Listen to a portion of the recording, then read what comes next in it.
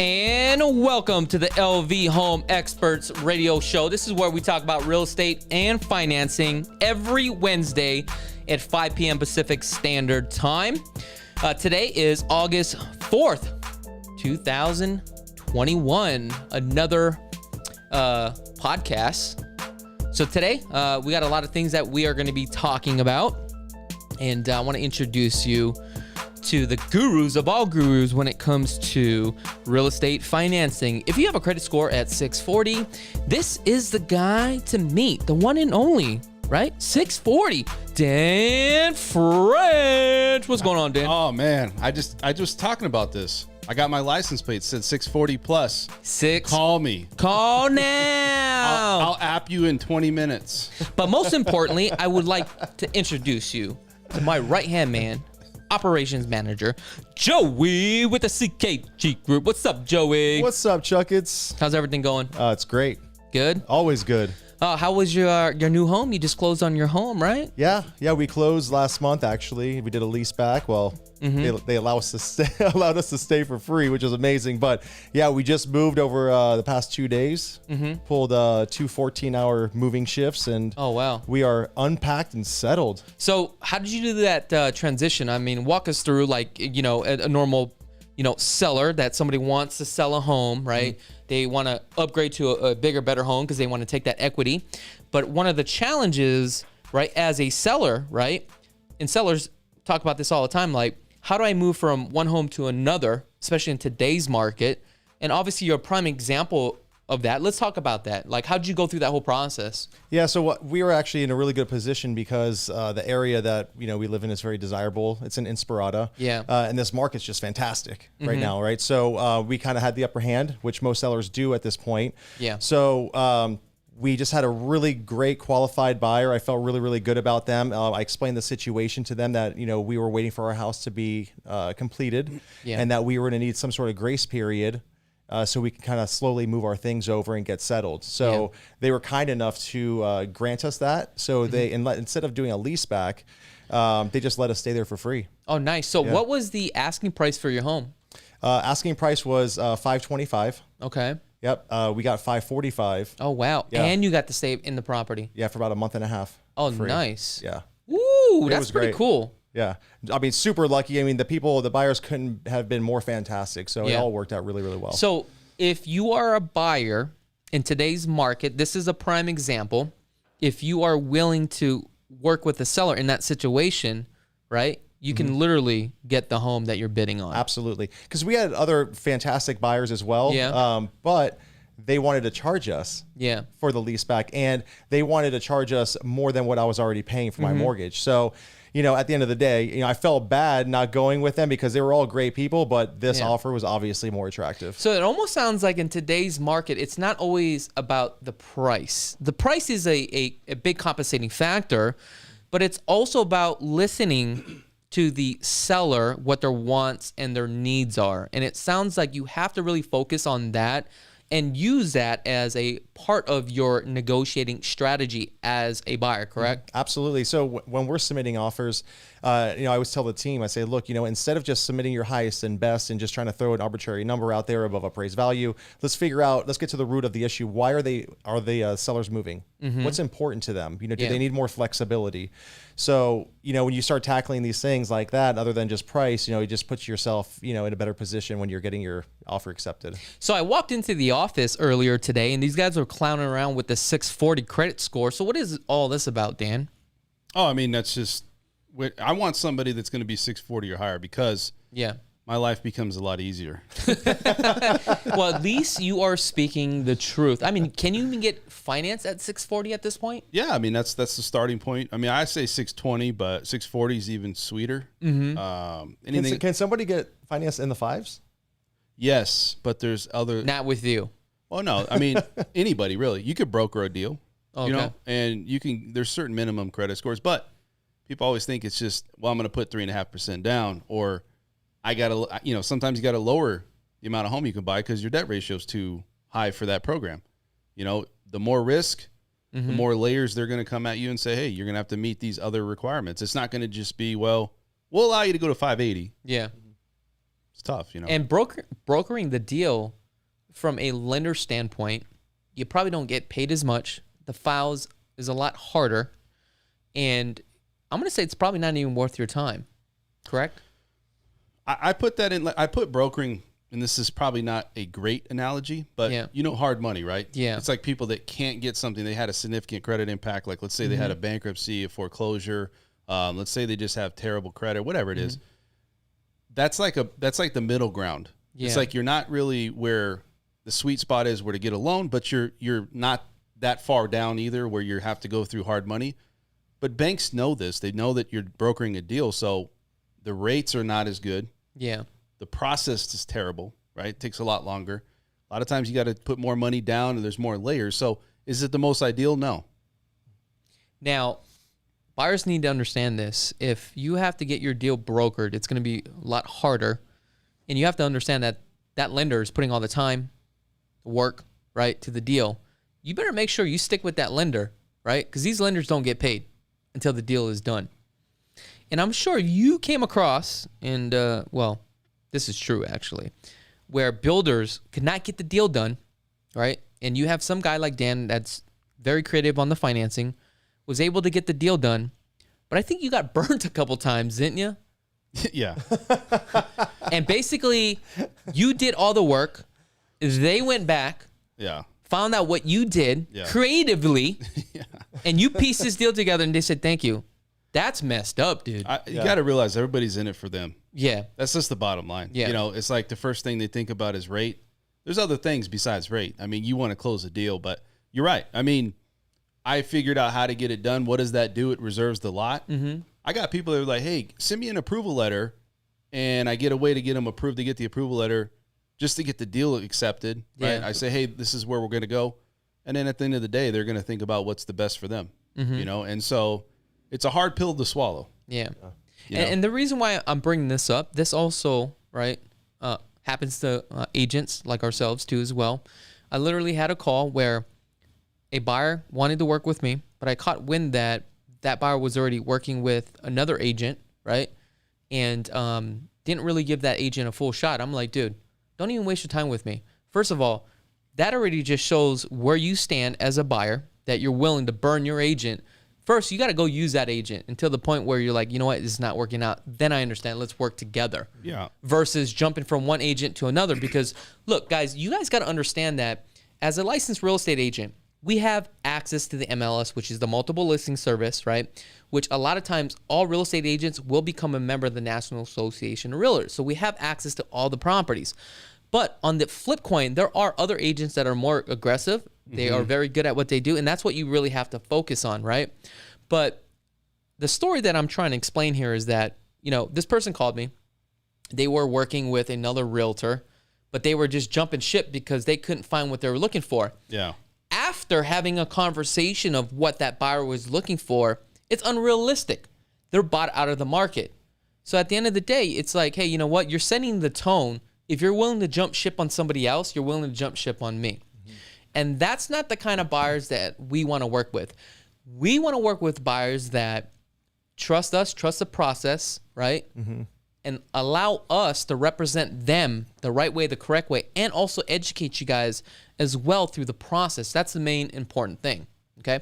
Also, the other thing, I had a call about 2 weeks ago, all right? Had a subscriber, been watching the channel for 2 years, decided to go buy a home on their own in brand new homes, contacted me, Chuck, I need your help. Yeah.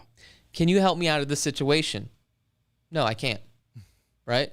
That's the reason why you need to contact an agent that specializes in new homes out here in Las Vegas. So that way they can literally walk you through the process. There is no charge whatsoever.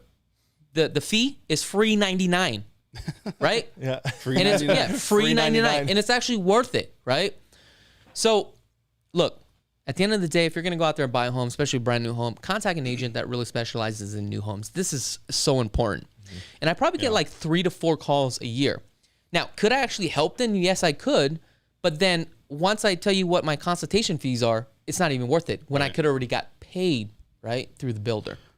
Absolutely. I have something to say about that, unless you got something to say, Joey. Go for it. Okay, so I really feel there's a lack of education and understanding Yeah. of what the front process is when you work with a realtor lender. And I also think there's a stigma that, yeah, they got enough business. It's just, it is what it is. And that's fine, but you can take you can't replace time. Time's money. Yes. And I do feel that there's a point where there's a sense of entitlement from people where they feel that they're entitled to do whatever they want to do in this day and age. Because you go back, say 15, 20 years, there was referrals and there were people that were loyal and there were people that would, and I'm not saying you got to be loyal. You got to still do your due diligence, but you still have to understand that people are working and there's got to be a balance. You can't have a complete sense of entitlement that I don't care who I'm messing up or who I've taken that time of or whatever. At least give them an opportunity to try to earn their business, especially like in my case, like, hey, if you want to go to another lender, cool. I want what's best for you too. I mean, at the end of the day, I get people that go to lenders and then they come back to me in 6 or 8 months and they refinance with me. Builders, right? They come back and refinance.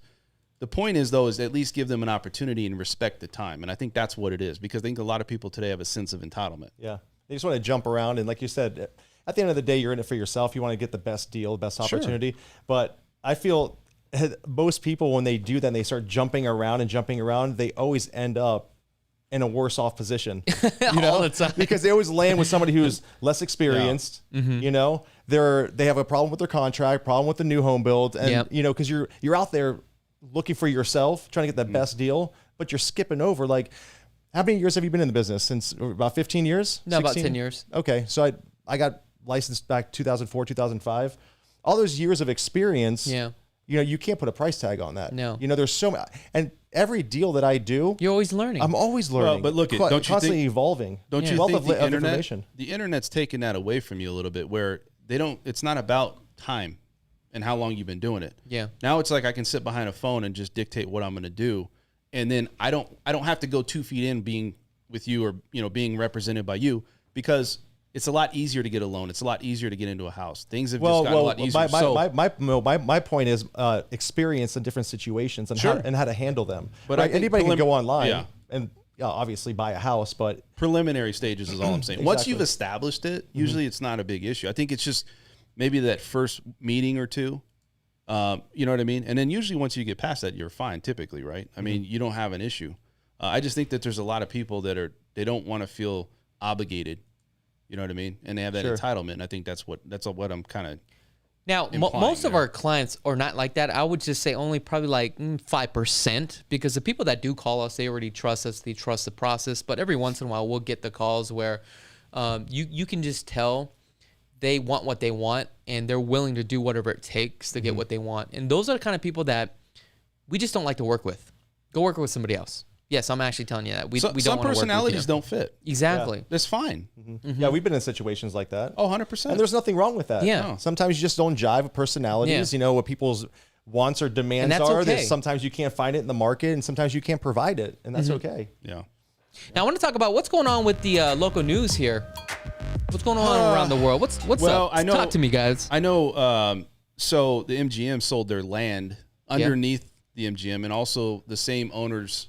And this is part. Now, when you say they sold their land, what do you mean? They don't underneath? They own the land that's underneath the actual MGM on the strip. So basically, it's a leasehold estate. Yep. And then here's the other thing: they also own the same land under Caesar's Palace, and it's Vici, I think, is the name of the company. But that's crazy. It's almost like they got land underneath that you can buy. You can also buy the airspace. Oh yeah, above the actual hotel or the casino. So it's crazy. So let's talk about this so that way the viewers understand what leasehold estate is and fee simple estate. Okay, so fee simple estate is the highest bundles of rights that you own to a piece of property, which means you own the dirt, the property, also the airspace, right? The right to control and to possess and also sell. Leasehold estate means that you own the property itself, but the land, you may have a 30-year lease. Once that lease is up, then what happens is you got to renegotiate that land lease. Now, there's really no benefit there, just due to the fact that let's just say you had an investment property that was worth $1 million. Yeah. Right? And you just created your new leasehold estate. It would still be worth the $1 million. However, when that lease is about to come due and you decide to sell that property, The next investor or the buyer that comes through, they understand that you only own the structure of the property, but the lease is coming due and that lease may go up. That may rearrange your debt to income ratio and also your cash flow. So it's very hard, right, to sell those type of properties. And I'm very familiar with the leasehold estates because in Hawaii, most of the stuff that you own is leasehold estates, which I would never buy a piece of property that's leasehold estates. It's on a lease, right? Yes, that is correct. Now, what is the benefits of that though? For like, let's say MGM did it and Caesars, is that just to take away some of the cost for the land that they have to probably service and yeah? take So care basically, what they're doing is they're pulling money out, right? And they know that they probably have a 30-year lease. By the time next 30 years, this casino may be outdated, right? Then they could just move on to the next deal. Do you see what I'm saying? Yep. Now, the guy that's doing the leasehold estate that owns the land, right? Now they can say, hey, look, this is a great piece of dirt. We'll probably end up selling it too as well. They can, demolish the structure and just build something else because the dirt is what is worth the money. So there are pros and cons here, but it's kind of like gambling. Now, here in the West Coast, most of the stuff that you do buy will be a fee simple estate, which is the highest bundle of rights. So hopefully you guys learned something today on this channel. Oh, yeah. I learned something today. Now, the funny part about that is I just made that up. Let me know if that sounds pretty good. Let me know in the comments below. So what else is going on? You talked about mask mandate now here in Las Vegas, right? So what's going on with that? Mask mandate. So you have to wear a mask. It is required in any public space. It's actually required? Required. From the CDC, correct? From the CDC and Governor Sisolak. Oh, wow. Put it in place. So wherever you go, casino, restaurant, gym, you have to wear a mask. Wherever you go, they'll be following you. I went to 7-Eleven yesterday and I walked in and I totally forgot a mask. And the lady said, you had to wear a mask. So I said, okay, can I have a mask, please? She reached out, gave me a mask and said $1.07. I said, wait, what? $1.07? I thought they were giving this out for free, right? When you walk into like a structural place, right? They give it out. But apparently 7-Eleven charges $1.07 now. That's actually pretty cheap. Is it really? Yeah, I've seen them for like $4, $5. Dude, I'm Asian. I'm talking about those blue ones, dude. Yeah, that's what I'm saying. $4 for that. Yes. I'm talking about those disposable ones. Disposable ones, yeah. Hey, that's your next. That's what somebody should do on the strip. They should just go down there and people that don't have them, hey, $10. $10. Oh my gosh. They used to sell water on the strip. They should start selling masks on the strip, man. They'll make some money. That's crazy. Before they get arrested. So now when you go to a casino, you have to wear a mask. Yeah. I mean, right now, have you seen what's going on in New York? Yeah, I think New York was the first state, and correct me if I'm wrong here, because I heard it from, the sidelines.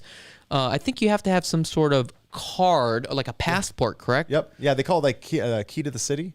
Okay. Or a passport to the city. Yeah. What have you. So, yeah, you have to be vaccinated to walk into any public space, like a Dude, they're forcing restaurant, gyms, all that stuff. So how do they verify it? Do you literally hold on to a card? Yeah. Why would I hold on a card? You know what? Just throw it on my app. Or your app, whatever it is. Yeah. You know? But you know what's crazy? Pretty soon it's going to be on an app. Then you're going to have to probably turn on this app, right? So that way, once you walk into a building, it automatically identifies if this person's vaccinated without even scanning it. I bet you that's how it's going to be, dude. Yeah, it's going to be crazy. That's crazy. Are you vaccinated? Yeah. You are? I'm lying. No, I am. Pfizer. Was it Pfizer? No. Yes. Pfizer. Yeah. About 3 months ago, I think it was. Yeah. That's how I was able to get to Hawaii, man. Oh, that's right. Yeah. Is Hawaii's not shut down though, is it? No, it's not. They opened it. However, to go there, you have to be vaccinated. And also you have to do like a 3-day testing prior or something like that. 72 hours. You have to quarantine? Well, if you do not show proof that your test positive or whatever it is, right, then you would have to quarantine. So if you didn't take a test and you didn't pass, you'd have to quarantine for 10 days. What is so in a high volume area, I thought it was only masks. Now they're saying every public place. Is that right? Yeah. I was out and about today. I went to Lowe's. I went to MGM. And everybody's got one. Everyone had a mask on. Well, other than a space like this, right? Because this is our office and this is like my personal space. Yeah, is that correct? Yeah, a personal office, you're not required. But if you're in a public space, you have to wear a mask. Do you have your passport? I do not. Do you have your passport? I do not. Then you guys are going to have to do this from outside. Let me ask you this question. So with the whole mask thing, do you think it's going to hurt or affect The housing market? Our economy here, not just the housing market, our economy here, because people are starting to say, I don't want to travel to Vegas a lot. Not everybody, but to go in those places, they're like, you know what, I'm not going to go to Vegas if they're going to mandate that. I don't think so. Yeah. Yeah. I mean, everyone can, I think we just came out of the mask mandate, right? So everybody kind of got that breath of fresh air. Now we got to wear it again. It's kind of like, just break out the mask again. I think it's almost kind of like expected in the norm almost. Right. One other thing, percentage. What do you think what's the percentage you think we're going to go into a full lockdown again? I think that's pretty high, just due to the fact that I think percentage. Okay, let's just talk about this. I seen an article that with the Delta virus, right? Vegas is like one of the highest places. Really? Yeah. I was such. I such know, a isn't surprise, that crazy? Right? Now, I just don't understand, why didn't they just do this? Hey, just wear a mask when you come out here. Who cares, right? But anyway, are we gonna go into a lockdown? Maybe not. I think what's going to happen is the next tier down, because I think there was like levels and stages here, right? So I think what's going to happen is if this continues, then we go down to like a different tier, like that scale level that we were at. I don't know how that tier worked. I didn't really follow it, but I think that's what's going to happen. Yeah, I think it's going to be a very low percentage. Yeah. Because You think it's going to be low. Yeah. So you think it's going to be high, that we're going to get locked down? Well, I'm not saying that we're gonna get locked down. I think what they're gonna do is just drop it like the tier. I don't think we're ever gonna go back into the lockdown. Just due to the fact that, you know, there's a lot of money that's coming through the city, and I don't think we could shut this city down any longer. Just due to the fact that if that's the case, right, I think we're gonna run into some problems here. you know, I think, I mean, only the numbers will tell, right? But Yeah. once we start getting into those that fall season, you know, and if the numbers keep spiking, then they might put on restrictions, occupancy. You know, they'll go back down to like 6 people in a restaurant kind of deal. Yeah, I don't know. Like, that was a big thing for me, because I got a family that all wants to go and, you know, eat together at a restaurant, and it was like we didn't do anything because I don't have a big family, but I got a very tight knit family. And there's like 20 of us. And it was always like, well, if this family goes and this one doesn't, they're going to be upset. So it was almost like during the whole process of COVID, we really didn't like go out together as a whole family. What's funny? So we were so excited to go out to dinner, right? Yeah. My mom came into town. She's from Florida. Yeah. And we had the kids. So it's the 4 of us, my 2 kids, my wife, and then my mom, the 5th. And they would not let us sit together at a table. Really? We sat in a booth, and they sat my mom across by herself at another table. And I'm like, Wait. we traveled here together. We're family. We rode in the same car, and you're going to stick mom in the corner? Why didn't you sit with your mom? Well, we ended up breaking it up, but they wanted to put her by herself at a table like right across from us. And I'm like, That is crazy. Did you text? we did. we just What'd you put her order? on, we put her on FaceTime, put her up next against the cheese. She's like, fettuccine Alfredo. How about you? Passing the apps. Moratorium, evictions. There were over 12 million people that is in jeopardy right now to get evicted out of their home. But according to the news, they were saying that the House of Representatives just took a 7-week break.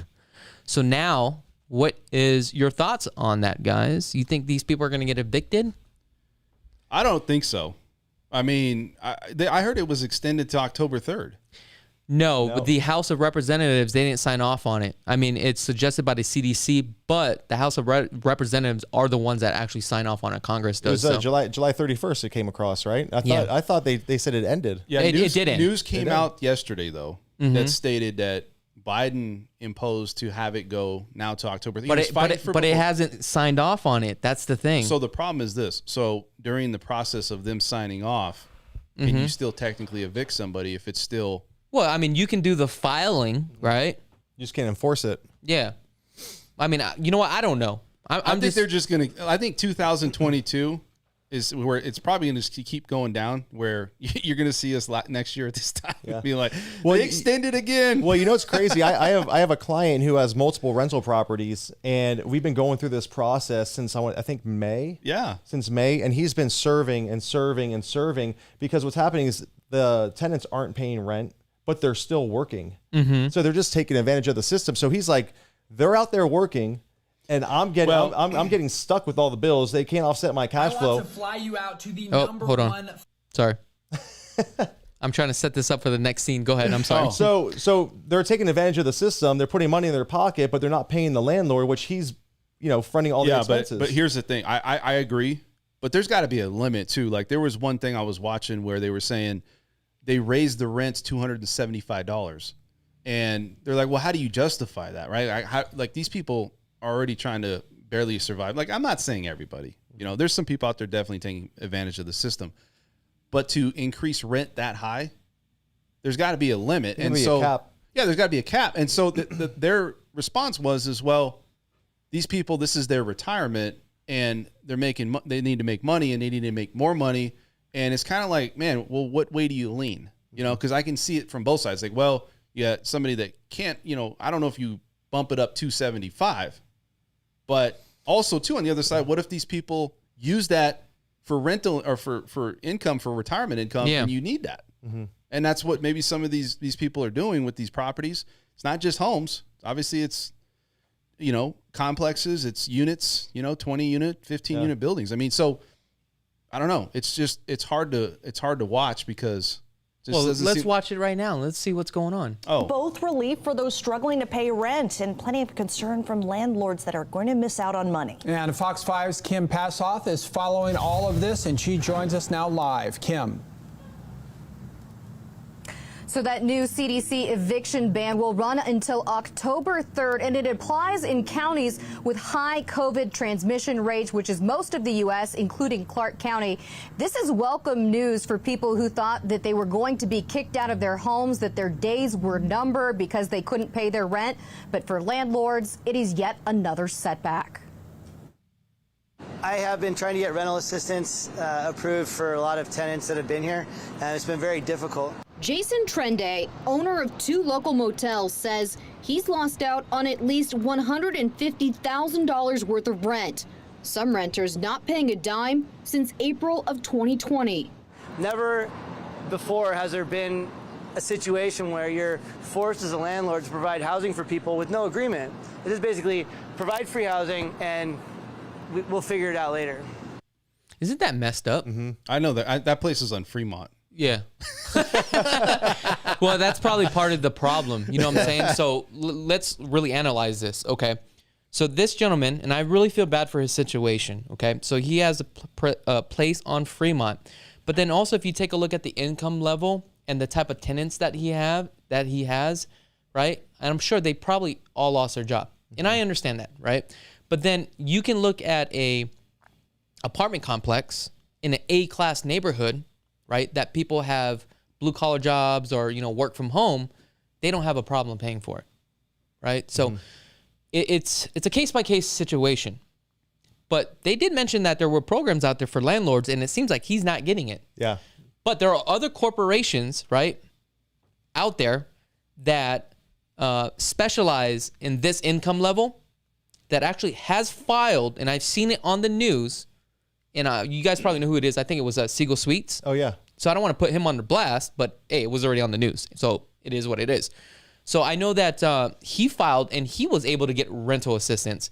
But I think right now he's going through some sort of litigation, but that's Do you think the mom and pop owners are the ones that are having problems? Yes, 100%. I think that's what it is. Like if you got deep pockets. Yeah. Because you can hire the attorneys, right? You have the tax accountants, right? Yeah. They can file it the right way, and they can file it quick enough. Yeah. And they're beating guys like this to the punch to get the money, right? Yeah.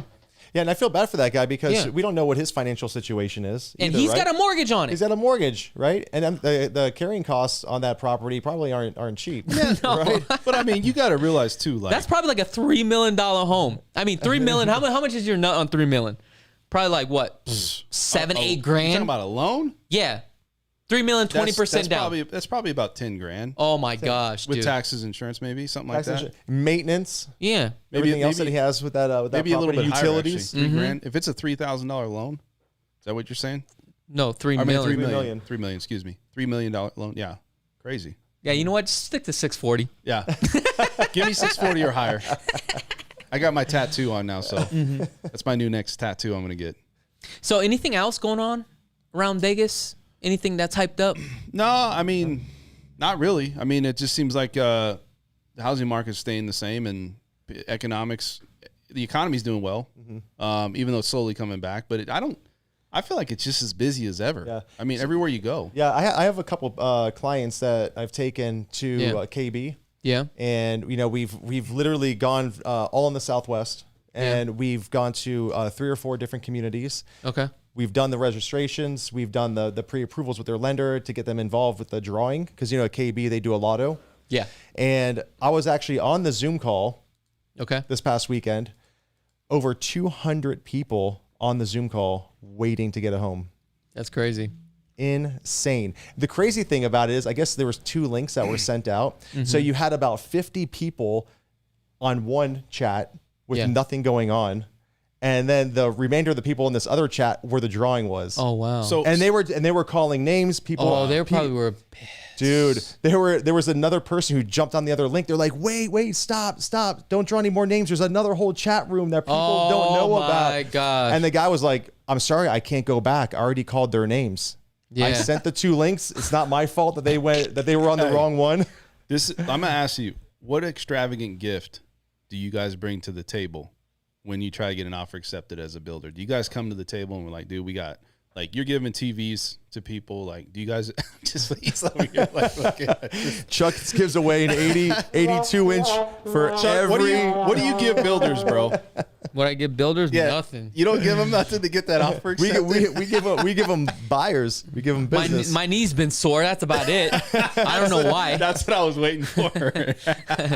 I'm starting to build callus on here. I don't know why, but oh well. You got to do what it takes. You know what I'm saying? Let's get it done. Nobody's gonna know. Now, nobody's gonna know. They'll know. How will they know? I don't know.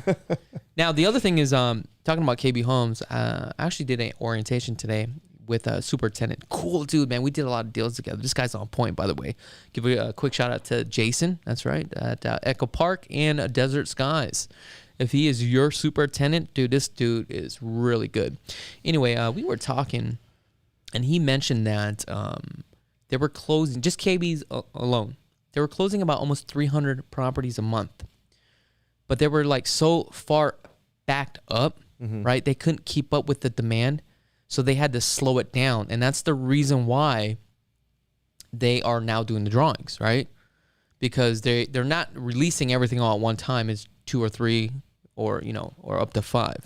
So now they're only closing about 180, and they're still backed up with all the closings that they have. So that's a big part of why they are not releasing. And also, supply as far as like the materials, right? Today we were about to close on the deal when we did the home orientation. We didn't have the washer. They had a generic washer, but luckily enough, the Samsung product did come in. So there are some things, and there's reasons why behind all this. But so explain that, because they give if they don't have the washer, they don't have the right stove that you optioned out in the beginning, they give you a temporary. Yeah, they'll give you a temporary until it actually comes in. But then you close out on the deal. Once it comes in from the back order, then they'll come back and actually install it. I think they're strategically doing that, though. I told you that. Yeah. They're trying to maximize that money, and they're probably getting stuff at, No, that time. I really think that like supply and stuff, they can't like really get that stuff like on demand. But some of that stuff will be on cost too. Here's as well. my thing, though. I think they're leveraging it out, basically, taking it to their advantage. I mean, I would. That's too, what right? I'm saying. Yeah, they're leveraging it out. I mean, a washer, wouldn't you have that like ordered a long time ago? You would think. Well, normally you do order it, but the order's backed up for a couple months. Just like my father-in-law, he ordered furniture, right? And it was a love seat that was like $2,800, and I was like, $2,800 for a love seat? You crazy? But anyway. It took him like 8 months to get that love seat. Wow. Like, that's how backed up it was, like with furniture, dude. That's why, and listen, that's why inflation's happening. Joey. Is that what's going on in the inflation? I'm going to link everything to inflation. Everything's about inflation. Now, the other thing. Tell me more, Dan. Now, the other thing that's going on Doesn't he have a face that you just want to punch? Oh, yeah. Let us know in the comments below if Dan, the Guru Man, has a face that you would like to punch. Let us know in the comments below. That would be funny if we started getting a bunch of super chats. Punch him in the face. For $100. For $100. $150. I won't punch you that hard.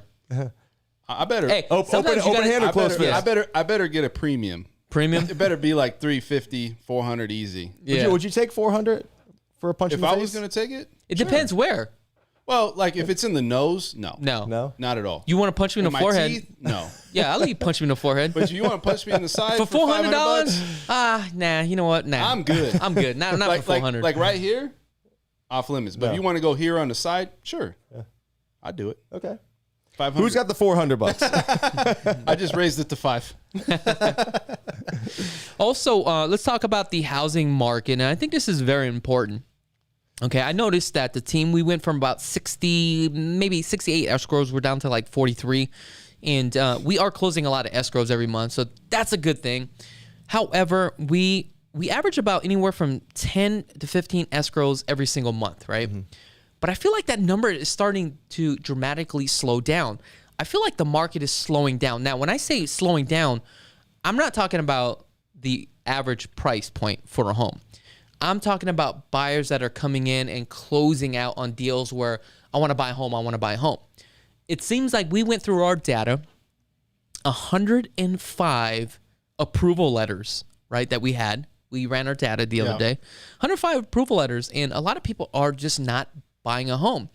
I think it's coming to the point where that barometer at the median price point at $400,000, 3 bedrooms, 2 bathrooms, 2-car garage, roughly about 1,900 square feet home. It seems like a lot of buyers are now looking at the situation and saying, look, based upon a, say, 3% interest rate, it's starting to get to the point where maybe they're getting bought out of the market, or they're starting to realize maybe I don't want to buy. And also what I noticed is that obviously school has started, and normally this time around the year, it is a little bit slow. So I'm getting paranoid. So we need to get things going, guys. Okay? Yeah, I mean, Dan, where's our pre-approvals, like, man? Like, is it me that's feeling this way, or are you guys seeing that? I mean, obviously today, one of our agents got an offer accepted. You got an offer accepted. Dave got an offer accepted yesterday. All right. But I just feel like the buyers are not as hurry up and buy. You see what I'm saying? But The sense of urgency is kind of scaling back a little bit. Yeah. And here's the thing. Yesterday, I did a video tour. Now, this is also one of the offers that we do provide, okay? Once you are lock and loaded with your lender, hopefully it's Dan, okay? We are approved. You're out of state. This is the services that we do provide. This is the only company that does this, okay? We will go out and we will do a live video tour of the home. And if you like it, we will submit the offer. So that's what I did yesterday. Home was at $525. 4 bedrooms, loft with a pool out in Spring Valley. You did drop your soda, by the way. Now, had a pool, was a nice home. I knew this thing was going to go for more than $525. I'm thinking $550, right? Anything above that, I don't know if I can even force the appraisal to go up. I'm talking about if I meet the appraiser out there, even though I got down on my hands and knees and all fours, I can't get this thing appraised above the $550. right. Agent was cool enough to send me an email. And this is how you build relationships, because you talked about this. How do you get your offer accepted? Yep. Well, because it's you scratch my back and I comb your back, right? That's how it works. So she came back to me and she said, hey, chakits, if you want this deal, this is where this buyer is at on this deal, right? With this seller. If you can get your buyer up to $567, waive the loan contingency, I'll accept your offer. Appraisal contingency. No. The loan contingency. I was like, wait, what? Because look, if you waive your loan contingency, it doesn't matter. It means you're going to go through nothing. it. Well, it does. It just means you're either going to do that or pay cash. No, it means that you're still going to move forward with the deal. So the appraisal doesn't even matter at that point, right? Well, think about it. Because you need the appraisal in order to get the loan. So if you're wiping out the loan contingency, you're basically saying, hey, I'm still moving forward regardless. So at that point, it doesn't even matter with the appraisal contingency, right? Because you're saying, hey, I'm going to move forward, I'm going to buy at this price point. So basically, I replied back, I was like, hell no. My buyers wouldn't do it. So that's kind of like where I'm at with that fine line. You see what I'm saying? So it's like, you educate your buyers, but the market right now, it's not moving like how it used to. But as far as the price and the bidding, like if you're in the game, Yeah. right, it's competitive. So people are taking a second look at that number going, exactly. I just don't know if I want to push that hard. But you know what, Dan? You're actually right. It's actually backwards. It was actually the appraisal. I misspoke. It was actually the appraisal, not the loan contingency. But let's clarify that what the difference is. So basic on the loan contingency, it says that if you can't get approved within 22 days, whatever you guys negotiate, you're still moving forward with the deal, regardless if the home appraised or not. With the appraisal contingency, typically it's about 18 to 21 days now. Now I try to drop it down to the 18 days to kind of make it more enticing. But if we do the 18 days, you better make sure you are lock and loaded. That's what I'm talking about. There you go. When I say lock and loaded, you've turned everything to your lender. A file has been submitted to the underwriter. That's the only way you're going to get your offer accepted in today's market. And basically, you're just waiving that. Now, if you waive it, you got to understand you better have some cash sitting on the side. And you better make sure you're working with an agent that knows what the comps are. And if you need to force that appreciation, right? Your agent knows how to force that appreciation to go up because it's less out of your pocket. So just keep that in mind. Okay? You guys got anything to say about that? No. It's funny. So we go back to like educating our buyers, right? And I find this happening. It's like a reoccurring deal with some of the buyers that I'm working with. They listen, but they still, on their first offer, they always want to do it their way. And that's the one, right? they find the home that they love and they lose it. Yeah. And once they lose it, they're like, oh. Yeah. Like, they always compare that home to the next home. Let me ask you this. But they're like, okay, so we did it your way. Yeah. And we saw the result. Yeah. Now can we try it my way? Yeah. And then we have to go back and educate, and we have to like say, all right, this is how hard we have to push. This is where we have to be as far as price point. Right. It's waiving the appraisal contingency. If the price justifies it and you're super comfortable, like, hey, look, we won't have a problem with the value, go for it. But if it's questionable, you better either be really prepared or just not do it at all, right? So I'm finding my buyers that I'm working with now that kind of like float around that first and they lose the first property. It's tough, man. And now they're like, oh, geez, now I really got to get serious about this. And then it becomes like a super fast hunt because now we got to find another property to make up for that first one. Because like you said, they're comparing that first property to everything else, or that next property to the first property. Yeah. You know what I mean? It's really tough. It's tough. So I got a question for you, Dan, from James Taylor. James Taylor says, man, tell me how to improve my credit so I can buy a home in Las Vegas. What are a few things that a buyer could do to actually improve their credit score in order to buy a home with you? What are a few tips that you can provide? I mean, maximizing your credit cards, if you have them, are not good. Maximizing? Oh, okay. Yeah, You want them to maximize it? Is not good. Okay. So you want to keep it like half, correct? No, you want to keep it probably 25% balance to whatever the available credit is on the card. Is there a benefit from having 3 different cards versus just having one card? Depends on these are like questions that it's case by case because everybody's different. Now, in some cases, yes, if you have good credit, yes, it is because it's more trade lines, so it shows more history. Okay. And so, I mean, if it's in good standing and you're not living off your credit cards, absolutely. The reason why I bring this up is because sometimes I will have a prospect that I'm having a conversation with, and they are interested in purchasing a home here in Vegas, but they don't want to get approved because they don't want to run their credit. And they say that they have, good credit, whatever it is. But that's where you try to explain to some of these people that these homes are moving so fast. Think about that question. Yeah. You want to get credit extended to you, but you don't want to pull your credit. How does that work? That doesn't work. It doesn't make any sense, really. I hate to say that. And that's where I'm leading to is that, look, at the end of the day, and I get people, they say, I'm fixing my credit through a third-party company. And I'm like, how long have you been working them? Like 6 months? I'm like, okay, great. And I have to explain to them, I said, look, if you are looking to purchase a home, you must go straight to the source, not through a third-party company that charges you $100 a month. So my question to you is, if that company is in business to charge you $100 a month, do you think it would be in their best interest to hurry up and fix your credit? Or would it be better to extend it as long as they can to get it paid $100 a month? Does that make sense? Everybody's got a motive. Yeah. You see what I'm saying? The motive is they're trying to make money. That's correct. And this is where I say, look, scratch that. You probably need to speak to a lender that has some sort of system in place, credit simulator, or some sort of program that they could take a look at your financial situation after they pull your credit, and they can look at it and say, look, you're at a 640. I can't help you. I'm just kidding. You're supposed to be laughing, Dan. Oh, sorry. You said you can't help dude, you? That like literally went over your head.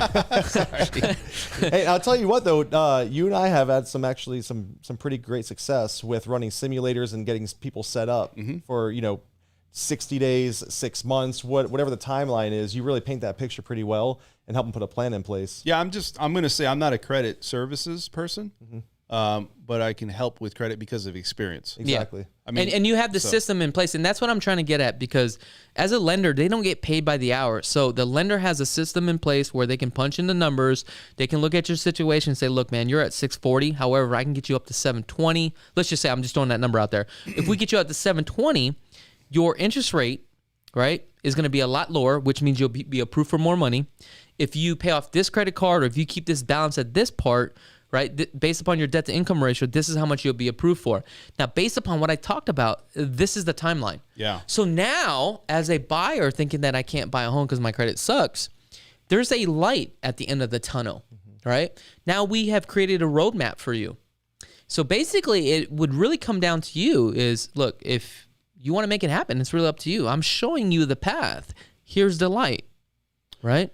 It goes back to if somebody's really motivated to do anything in life. Yeah. I think they stop themselves from fear of the unknown, fear of rejection. And you know what? Most people that go through that process and they kind of overcome that, most people, they get a loan. I'm not going to say everybody. Let's be honest. People are in a position with bad credit. Not every time, but a lot of times it's for a good reason, right? So, yeah, I mean, I think it's you got to take the leap. Just like when they're filling out the application. Well, it's going to be a hard inquiry on my credit. Well, guess what? What would you rather do? Just do nothing? Yeah. Yeah. I mean, if you're out looking at houses and you're online looking at homes and you have to get a loan and you know that you wishful thinking. You want a starting point. Yeah. Why would you not at least take the first step in let's do an application and pull credit? Now, I know. Wait, and like when you say hard pull, like what does that really do to your credit? How many points? It depends on, again, it's case by case. Everybody thinks there's a certain, this is what it does to my credit. Not necessarily. And if you pull it for a mortgage, and let's say you pulled it again for a mortgage, it's called a soft inquiry on your credit. Yeah. So, and that's only 30 days after. But the point is, even if you had 2 or 3 inquiries, it's not going to just drop your score. It's when you start pulling your credit for different things over a period of time. Yeah. And so, but I think it goes back to, if you know you're going to buy a house, and if you got to have that talk in the mirror that's like, dude, do I do this or do I not? Or do I really want to make this happen? Again, if you're not ready, you're not ready. But the people that are ready, they're like, hey, what do you need to do, Dan? Okay, boom, I'm going to do this. Okay, guess what? Even if your credit comes in low, let's put that game plan together to get your score up higher. And I can give you the simulator. I can tell you what's affecting it, what's maybe not affecting it. And then that builds trust. And then ultimately we go into the process of getting you approved. Let's get into financing with Dan. What do we got in the market today? Inflation. I just like, isn't that like every show you talk about inflation? What, are you sick of that, Joey? Inflation? Joey. Like, what's the topic today? Inflation. And how it hurts you. And how nobody can afford a home today or tomorrow or the future. Well, inflation does play a big part. Unfortunately, Joey. And so the problem is that it affects businesses. It affects extending credit. It affects a lot of things. And so as you see the inflation going higher, we have the core PCE, which comes out at the end of the month of this month, and we're sitting at about 3.5%. We would like to be around 2 to 2.5%. Now, so what does that mean? Yeah. So it's important because if the economy is too hot, right, then obviously things start to get, the cost of things and goods, services and goods start to become too high. The Fed's going to come in and they're going to raise rates. Now, history has shown, though, that even raising rates to 5%, consumers are still spending. So I don't know what the impact will be if we continue to see that go up with the inflation, but it could become a big problem. So, we're going to wait to see what happens with that. But right now, the inflation that's coming out, I wanted to bring that up for Joey right away because Joey was really waiting for me to talk about this. I was so excited about it. But you go back, look at 2014, right? And 2014 up until now, we've actually had a decline in the amount of existing homes to sell. And even through 2018, we had 5% interest rates. That didn't stop us. The fear of the unknown of COVID last year and what's going on, people have overcome that. You know, that whole thing where we shut down and, you know, a lot of these homes that we're selling in this year were actually homes that should have been sold last year. So would we have this economic boom or this stable economy here if we maybe sold those homes last year? Because we might be at an even or even at negative, especially nationally. So these are a lot of things to consider when you're looking at the economy as a whole. But again, we still have a lot of jobs. There's like 9 million jobs that people aren't taking on, right, across the country. We have the ADP report came out, 330,000 jobs, but that was lower. It's about half of what it is. And people are looking and taking advantage of that enhanced unemployment system. Has that been readjusted? Not till September. Okay. And so they got a whole nother month. They might kick that down the road. Yeah. Who knows, right? Yeah. And these are things that you're seeing an economy kind of coming slowly back, but it's just eking its way. Yeah. But the inflation part of it is because the high demand of these services and these goods with the low supply. You might not have that truck driver that can deliver, you know, and it's a trickle down effect. What if you got a bread company delivering something to the restaurant, right? You got a truck driver in the middle. And now all of these things that come in between to get it to that restaurant, it costs more money. Yeah. And so now it's going to cost the restaurant more money. Guess what that's going to do? It's going to now cost those goods and services to somebody that comes in, higher increase in as far as maybe the whatever they're going to put on their menu. All these types of things have an effect. So overall, we're doing okay, I would say. The rates are great, but you know, monetary policy, inflation, we talk about this all the time. We look at the jobs report. All these things are key factors to see if the Fed's going to actually raise the Fed's fund rate. And they're saying they're going to have a big meeting. This is a big meeting next month. Yeah. To see if they're going to and they're going to raise it probably 1/4 point in increments. Ooh. And if they do that, guess what? Then obviously the economy and maybe everything's going to start to flow. But they don't see enough data, and what they're saying is they're going to keep everything the same. And the problem is we're not seeing a lot of change because the economy is just not showing a lot of signs of growth and promise. You look at the housing here, or not just here, but in general. The housing sector, the demographic is primary residence and rates, and that's what it's being driven by. So I don't see where we're going to see this decline. You know, a lot of people are like, you know what? We're going to have we're going to have a crash this year in 2021. And a lot of the demographics and stuff are saying no. What, are you hurt by that? No. I don't agree with that. I hear people talk about a crash all the time, and it's just I don't see it. I mean, we just see so much activity in this market. Right. Well, they're predicting it because you got the moratorium, right?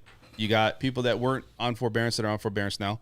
They don't understand, though, that the creditworthiness of people today is at an all-time high, or it's really high. Yeah. So you also got government assistance. You got things that are coming in to delay things. So we're not going to see it, and I feel it's just going to be a slow process of getting back. There's not going to be a time or a chance for the crash to happen if it's related to one of these topics. Right. So the moral of the story is, what is rates today? What are you finishing off at? Rates? Yep. 3%. 3%? 3%. Not even 2.5? I say high 2s, low 3s. Yeah. Nothing's changed because the Fed can't change it. Oh, wow. And they're still pumping money. That's crazy. Well, guys, thank you so much for tuning in to the LV Home Experts Radio Show every Wednesday at 5 p.m. Pacific Standard Time. Whenever you guys got some free time, I want you guys to check out Dan French's radio show. I think it's every Tuesdays and Saturdays. Is that correct, Dan? Yep. That's right. Check that out. And also check out lvhomeexperts.com. It is a great website to get started for your home search. You'll have every single property on that website. That is right. Also, if you guys haven't had a chance to subscribe to this channel, go ahead and click that subscribe button. Other than that, until next time, folks, I'm Chakits.